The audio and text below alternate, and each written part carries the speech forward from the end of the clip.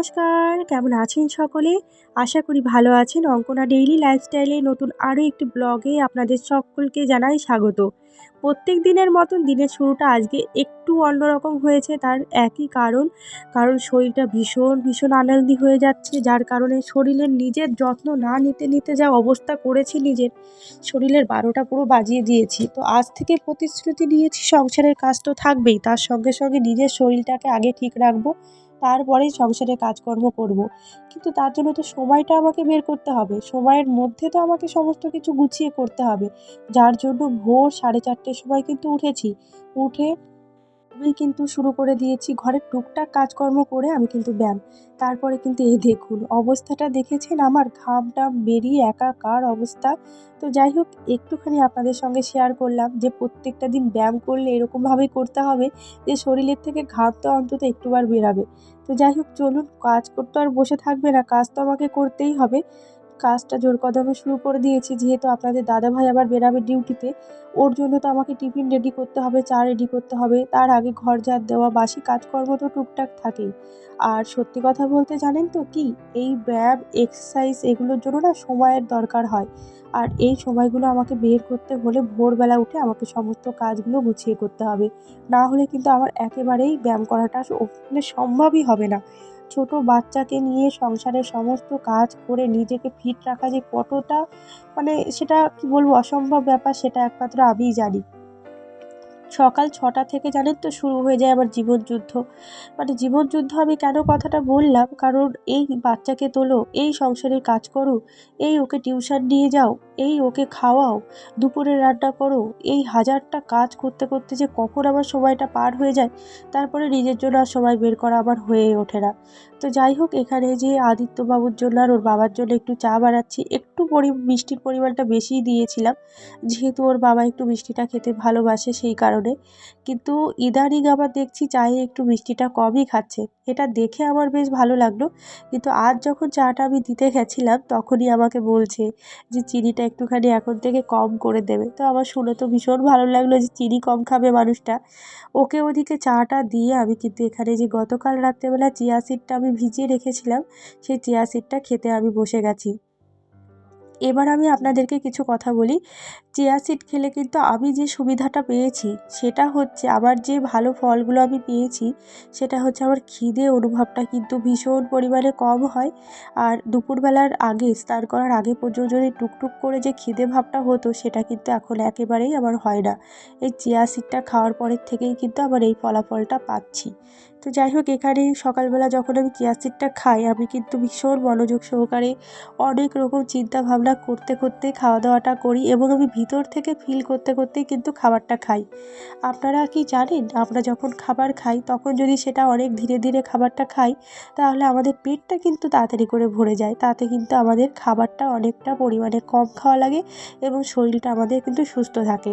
তো যাই হোক এদিকে গতকাল রাত্রেবেলাতে যে জিরেটা আনা হয়েছিল, জিরের গুঁড়োটা, সেটাকে আমি কৌটায় ঢেলে রেখে দিলাম। আর ওই তেল প্যাকেটটা জানেন কবে কেটেছি? তেল কিন্তু রান্না করতে অর্ধেকের বেশি শেষ হয়ে গেছে, কিন্তু সেটা আর আমার ঢালা হয়েছিল না। আজকে সেটাকে আমি ঢেলে রেখে দিলাম। যাই হোক চলুন, সকালবেলা আজকে টিফিনে করব ভাবছি একটুখানি তরকারি। তো তরকারি কি করব কিছুতেই তো ভেবে পাচ্ছিলাম না। সে গাছ থেকে টুক করে গিয়ে ছোট্ট দেখে একটা লাউ তুলে নিয়ে এসেছি। সেই লাউটা দিয়েই কিন্তু এখন তরকারি হবে। সত্যি কথা বলতে জানেন, সকালবেলা গরমের মধ্যে এই পাতলা লাউয়ের তরকারি দিয়ে পরোটা খেতে দুর্দান্ত জমে গেছিলো। আর গাছ থেকে তুলে আনা একদম টাটকা লাউ কার না খেতে ভালো লাগে বলুন তো? চলুন রান্নাটা এবার ঝটপট করে নিই। এখানে এই যে 5 ফোড়ন সম্বরা দিয়েছি, একটুখানি আলু দিয়েছি যাতে গ্রেভিটা একটু ভালো হয়, যার জন্য একেবারে শুধু লাউ দিয়ে করলে তো ভালো লাগবে না, সেজন্য একটু আলুও দিয়েছিলাম। আচ্ছা, আপনারা এই পর্যন্ত যারা আমার ব্লগ দেখেছেন তাদেরকে আমি জানাই অসংখ্য ধন্যবাদ, এবং আমার পাশে থাকার জন্য আপনাদের সকলের কাছে আমি চিরকৃতজ্ঞ। আপনারা যারা এখনও আমার চ্যানেলটিকে সাবস্ক্রাইব করেননি, দয়া করে চ্যানেলটিকে সাবস্ক্রাইব করে ভিডিওতে একটা লাইক করে অবশ্যই আমার পাশে থাকবেন। আর এতটা সাপোর্ট করবার জন্য আপনাদের কাছে সত্যিই আমি চিরকৃতজ্ঞ। আমি যে ইউটিউবে এত সুন্দরভাবে একটা জায়গা করে নিতে পারবো আপনাদের মনের মধ্যে, আমি কোনোদিনও ভাবতে পারিনি। চলুন ওদিকে তরকারিটা বসিয়ে দিয়ে আমি কিন্তু সোজা এখানে মেপে 2 কাপ আটা, 2 কাপ ময়দা নিয়ে লবণ দিয়ে এখন আমি ওটাকে ভালো করে মাখিয়ে নেব। একটু আটাটা মিক্স করেছি ময়দার মধ্যে, তার কারণ শুধু ময়দা দিয়ে পরোটা করার থেকে আমার মনে হয় একটু আটাটা দিলে সেটা আরও খেতে বেশি ভালো লাগে। আর এইদিকে আটাটা মেখে ভালো করে নিয়েছি, এদিকে কিন্তু আমার তরকারিটাও অলরেডি প্রায় তরকারি রেডি হয়ে গেছে। খুন্তিটা দিয়ে একটু নাড়িয়ে নাড়িয়ে চেপে চেপে আটাটাকে একটু আমি তরকারিটাকে একটু ভেঙে চুরে নিলাম, যাতে কিনা খেতে আমার ভালো লাগে, দেখতেও ভালো লাগে। আর এখানে এই যে জলের বোতলগুলোতে এখন জল ভরে রেখে দেবো ট্রেতে সাজিয়ে। আপনাদের দাদাভাই তো এখনও বাড়িতে আসেনি, ও আসলে পরেই আমি কিন্তু রুটিটা করে নেব। সেই জন্য ভাবলাম যে হাতে যেহেতু একটু সময় পেয়েছি, টুক করে এই কাজটাকে করে নিই। সত্যি কথা বলতে কি জানেন, সময়ের মধ্যে কাজগুলো হয় তখনই যখন আমরা একটু মাথার বুদ্ধিটা খাটিয়ে কাজ করি তখন। আমি সত্যি কথা বলতে কি, সাথে সময় যখনই পাই টুকটুক করে যে কাজটাই সংসারে থাকুক না কেন সেটা আমি করবার চেষ্টা করি। গতকাল একটা ভিডিও পোস্ট করেছিলাম, সেখানে একজন দিদিভাই আমাকে কমেন্ট করেছে যে বোন, তোমার ঘর গোছানোর ভিডিও আমরা দেখতে চাই। আমি চেষ্টা করব এর পরের থেকে প্রত্যেকটা দিন আপনাদের সঙ্গে আমার ঘর গোছানোর ভিডিও শেয়ার করবার। আর এত সুন্দর একটা কমেন্ট করবার জন্য আপনাদের কাছে আমি অসংখ্য ধন্যবাদ জানাচ্ছি। আজকে কিচেন রুমটা একটু পরিষ্কার করার চেষ্টা করলাম। সত্যি কথা বলতে কি, সময়টা আজকে খুব একটা আমার হাতে বেশি নেই, তবুও আমি চেষ্টা করেছিলাম যে হাতে যতটুকু সময় আছে সেটুকুই কাজে লাগিয়ে আজকে রান্নাটা করার পরে এই কাজটা করে নেব। এটার মধ্যে তো আমি পেঁয়াজ, রসুন, আদা, আবার আলু, এইগুলো 3টে থাকে, 3 রকমের রেখে দিই। তো ওটা রাখতে রাখতে সত্যি কথা 1-2 বার যখনই হয়ে যায় ভীষণ পরিমাণে নোংরা হয়ে যায়, তো ওটাকে কিন্তু আজকে হাতে একটু সময় বের করে পরিষ্কার করে মেজে নিলাম। যাই হোক, গতকাল রাত্রেবেলা অনেক পেঁয়াজ, রসুন, তারপর আলু, আদা নিয়ে এসেছিলো, সেগুলোকে এখন আমি কিন্তু গুছিয়ে আবার রেখে দেবো। তো এখানে আলুগুলোকে প্রথমে আলাদা করে নিচ্ছি, কারণ আলুগুলো আজ আর এই ঝুড়ির মধ্যে আমি রাখবো না, রেখে দেবো আমি ফ্রিজের ড্রয়ারে। এখানে রান্নাঘরে আলুগুলো রাখি না, তার একটাই কারণ, আমার ঘরে যেহেতু ইঁদুরের উৎপাত আছে সেই কারণে। একে একে চলুন এবার পেঁয়াজগুলোকে রেখে দিই। আমার মতন কারা কারা অবশ্যই করে ঘর সাজাতে ভালোবাসেন কমেন্টের মাধ্যমে জানাবেন। আমার ঘরে যদিও বা খুব একটা জিনিসপত্র নেই, তবুও যেটুকু যা জিনিস থাকে সেটাকে আমি পরিষ্কার পরিচ্ছন্নভাবে গুছিয়েই ব্যবহার করতে ভালোবাসি। এখানে এই যে পেঁয়াজগুলো ভালো করে রাখা হয়ে গেল।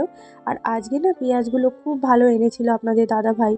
আর এখানে রেখে দেবো রসুন আর আদা। আর ওপরের যে ঝুড়িটা, সেই ঝুড়িটাতে কোনো কিছুই রাখবো না, সেখানে আমার যে এক্সট্রা টুকটাক রান্নাঘরে জিনিসপত্র থাকে সেগুলোই রেখে দেবো। চলুন ওই যে ঝুড়িতে যে আলুগুলো রেখেছিলাম সেগুলোকেই এখন আমি এই যে ফ্রিজের ড্রয়ারে রেখে দেবো।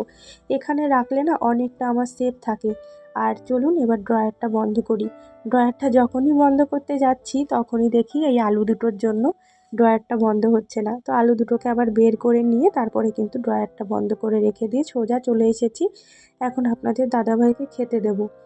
ও তো আজ যেহেতু রবিবার, রবিবারের দিন ও বাড়িতেই রয়েছে, মাছ ধরবে, সেই কারণে কিন্তু আজকে বাড়িতে ছিল।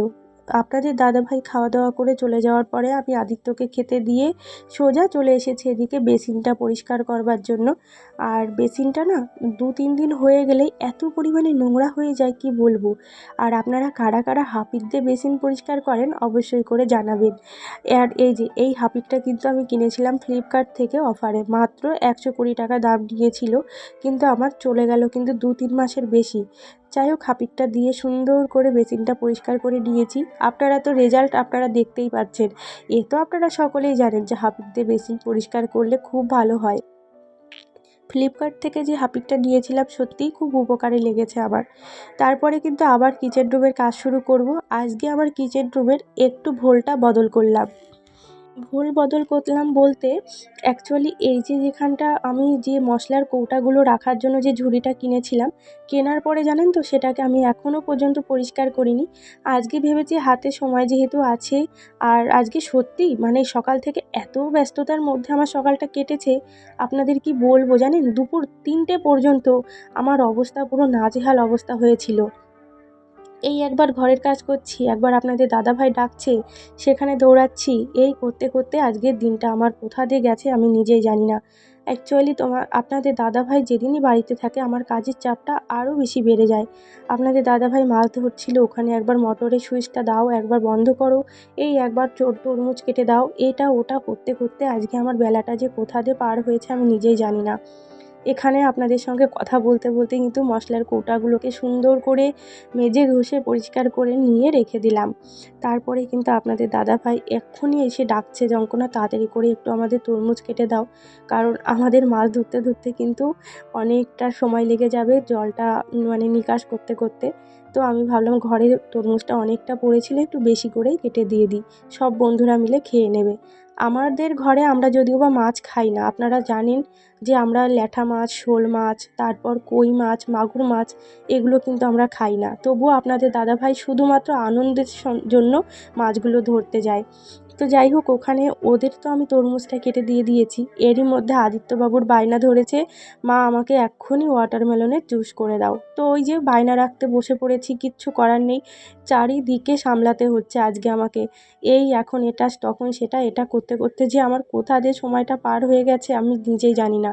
তো তখনই আমি তরমুজটার জুসটা করব ভেবেছি। এত পরিমাণে এই তরমুজটাতে বীজ ছিল, সেই বীজগুলোকে আগে আমি পরিষ্কার করে বেছে নিয়েছি। তারপরেই কিন্তু এখন ওটাকে মিক্সচার গ্রাইন্ডারে দিয়ে ভালো করে জুস করে নেব। কতটা তরমুজ হয়েছে দেখেছেন? ভেবেছি এটা পুরোটাই করে দেব। তরমুজের খোসাগুলো ফেলে দিয়ে এসেছি বাইরে গাছের গোড়াতে।